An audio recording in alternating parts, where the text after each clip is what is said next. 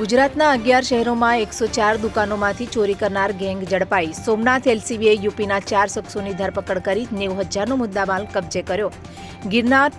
Gir Somnath LCB પોલીસે આંતરરાજ્ય ચોર ગેંગને પકડી પાડી છે.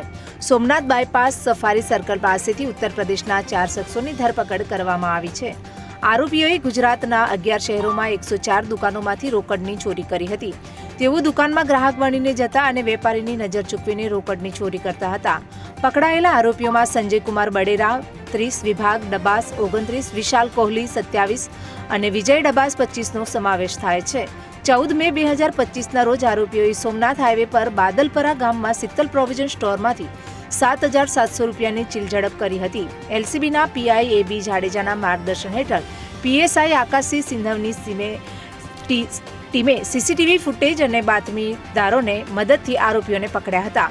પોલીસે આરોપીઓ પાસેથી રોકડ રૂપિયા 25,700, 2 હોન્ડા શાઇન મોટરસાયકલ અને 3 મોબાઈલ ફોન મળીને કુલ 90,700નો મુદ્દામાલ કબજે કર્યો છે.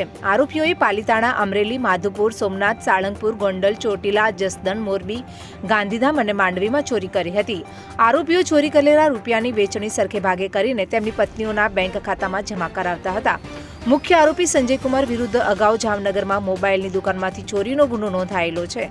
હાલ પ્રભાસ પાટણ પોલીસ સ્ટેશનમાં આરોપીઓ વિરુદ્ધ ગુનો નોંધવામાં આવ્યો છે.